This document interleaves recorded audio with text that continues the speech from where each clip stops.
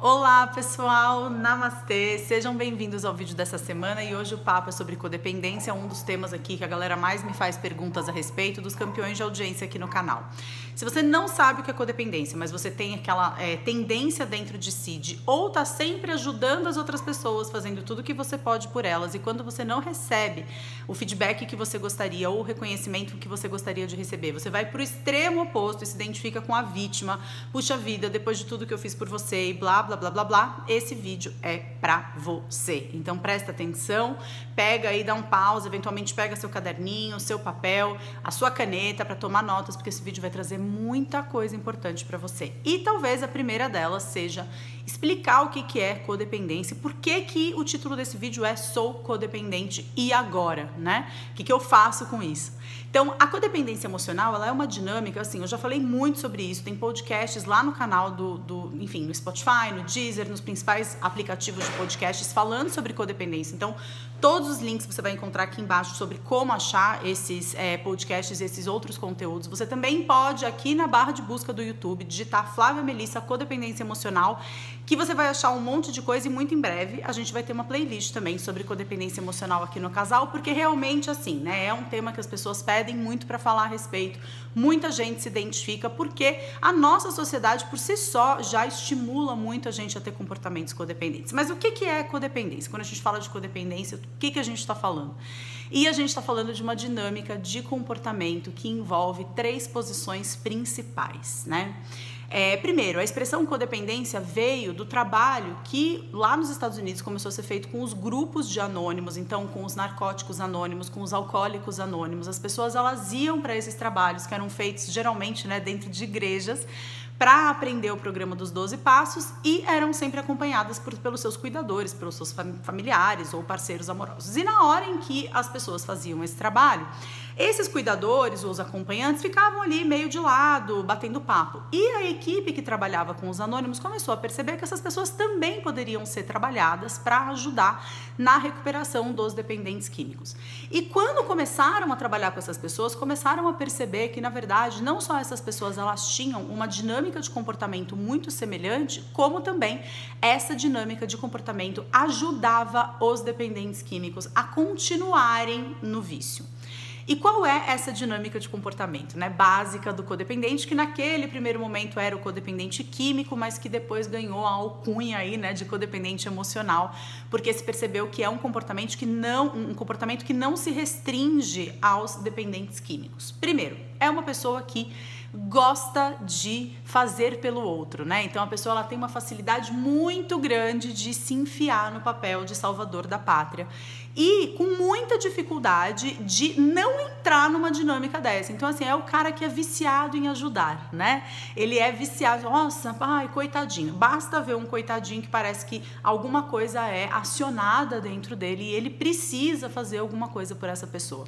Segundo, é uma pessoa que não tem muita facilidade de aceitar ajuda. É uma pessoa que geralmente se coloca naquela posição de não, pode deixar que eu faço, não, eu dou conta sozinho, não, eu tô bem, né, tá tudo certo, eu dou conta disso sozinho, mas que, na verdade, né, a terceira característica talvez mais proeminente do codependente seja quando essa pessoa, né, ela não dá conta do recado, a tendência dela é se colocar como vítima dos outros.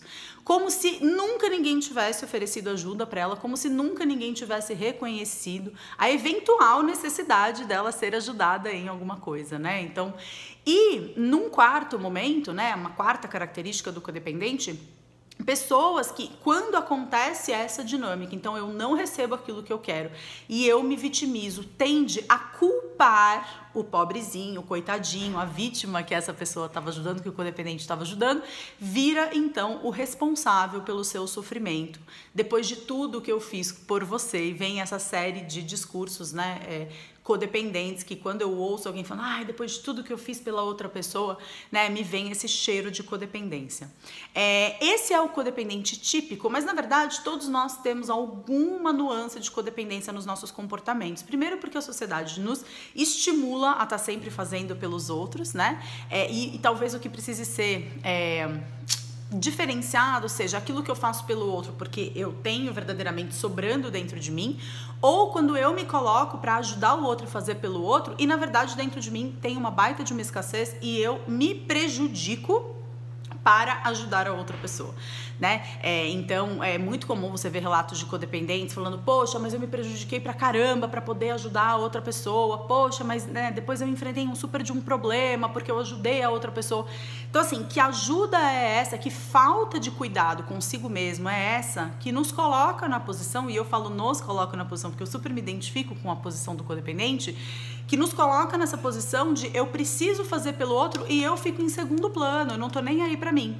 Só que isso não é genuíno, porque se fosse genuíno, quando o outro cansa, o outro vira e fala, olha, eu nunca pedi pra você me ajudar, eu não vou ficar dançando a música conforme você acha que eu devo dançar, vem aquela sensação de traição. Se fosse genuíno, a gente não se sentiria traído, a gente não se sentiria apunhalado pelas costas, não viria esse discurso depois de tudo que eu fiz por você, né?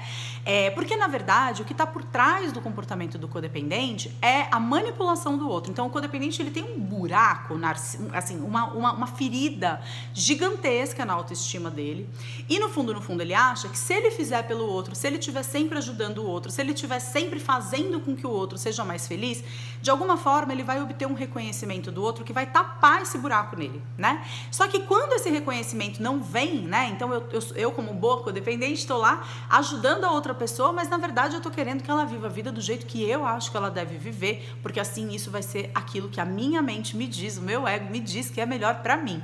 Então eu te ajudo contanto que você viva a sua vida do jeito que eu acho que você deve viver. Se isso não for uma tentativa, né, de manipulação, eu não sei o que é. E aí quando a outra pessoa se rebela, né, aí vem aquela sensação de, nossa, eu tomei uma punhalada, né, pelas costas, depois de tudo que eu fiz por você, como assim você pode me abandonar, né, nesse buraco que eu tenho e que era a sua obrigação tapar, né, através do seu reconhecimento, da sua valorização, do seu amor.